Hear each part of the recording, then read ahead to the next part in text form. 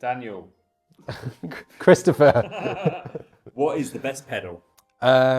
Depends what you're doing. So there's obviously like road, different types of pedal. Road, off-road is the normal like first split as to what you want. Road pedals are usually bigger, like the bigger platform, bigger cleat. Off-road pedals are usually a little bit smaller, they have smaller cleats, and they're normally also like dual-sided, or a lot of them are dual-sided. Better for like clearing mud, so if you're doing a lot of walking and you're getting some muddy cleats, you'll still be able to clip in and out nice and easily, whereas road pedals aren't too great if they're getting a bit dirty. And obviously like off-road pedals, on an off-road shoe, they are sat underneath the recess of the tread. So when you walk, you're not actually walking on the cleat. Road pedals, you're normally walking on the cleat. So that's the first way to split a pedal and choose a pedal. I think a lot of the road pedals are very similar, bar speed play. So these guys sort of stand out on their own because they're like this lollipop design where they are dual-sided, but they're a totally different shape to most other road pedals and they're a little bit smaller. But if you want a dual-sided road pedal, these are nice. They clip in very differently compared to a normal road pedal. But I just like to see, with a road pedal, I like to see like variation in what you can achieve in terms of fit. The big one in terms of bike fit with pedals is the axle length, which is the distance from the bit that sits onto the crank and the center of the pedal. Speed play come with multiple axle length options, which is really, really nice for a bike fit perspective. Time pedals also come in different axle length options. Plus also you can swap the cleats over on your shoes. You can put the left cleat on the right shoe and the right cleat on the left shoe to change your stance width as well, which is a nice little feature. Shimano do come in different axle lengths, but only a +4mm option.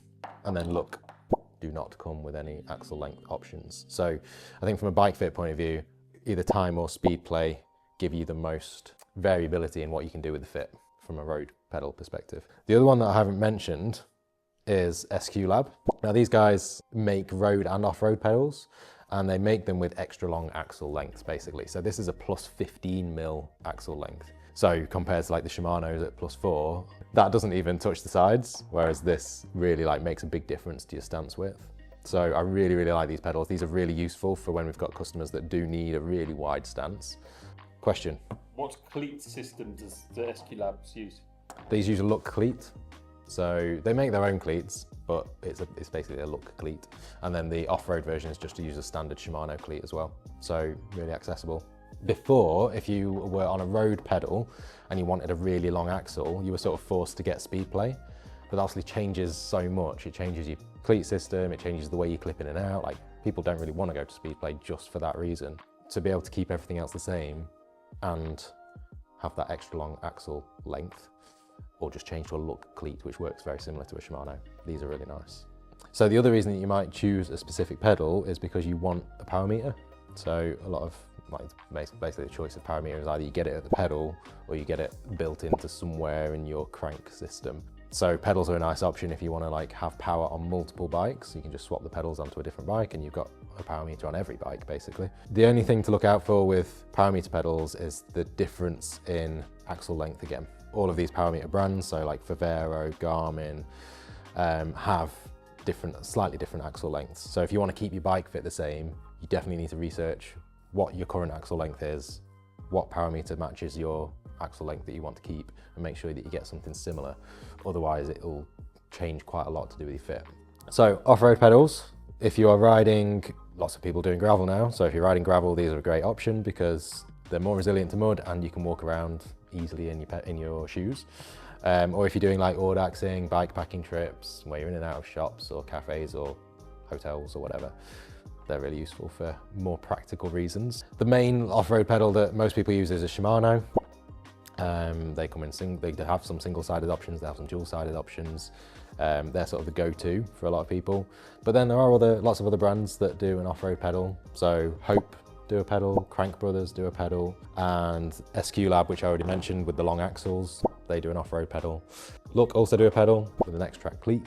So they're all very similar, they all work the same way. I wouldn't sway one way or another depending on what you want, just whatever you like the look of best basically. But now we have Wolftooth, who have moved into off-road pedals, and this is the first time I've seen these pedals, and I've been really impressed, haven't I? And I should point out that there are different versions of these pedals.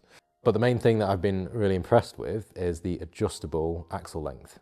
And that is a very cool feature, which is going to be incredibly useful within bike fits, definitely, because you can play around with different axle lengths without having to swap pedals. So for customers, they don't have to buy a new pedal if they want a different stance width, which is quite often the case. And it's adjustable, so you can like experiment with different axle lengths, which in bike fit I think is really important, that you can like try stuff out and see how it goes. So these are adjustable between 51 and 59 millimeters, which is a decent amount of adjustment as well. Like it's not just 4 mil. So from standard, which would normally be like 53, an extra 6 mil of width, it's not a small amount. So it's a good amount to play with. But I just really like that feature. I don't think that's a feature on any other pedal that I've come across. So these are really nice. These are a stupidly lightweight pedal as well for an off-road version. These are lighter than most road pedals, single-sided, so great if you like gravel racing. And then they've also got these double-sided options that are a little bit heavier, one with a slightly smaller platform and one with a slightly bigger platform. And both of these still have adjustable axle lengths. The main feature with these is that the platform of the pedal contacts the shoe, so it gives you a bit more stability. Same on this one. Shimano have just brought out a new shoe and cleat that is basically tried to do this, but these guys have built it into the pedal rather than actually having to have a specific shoe that does that. So that's a much better feature in my opinion. I've done nearly 8,000 kilometers on set there. Have you? Yeah. And they're still shiny.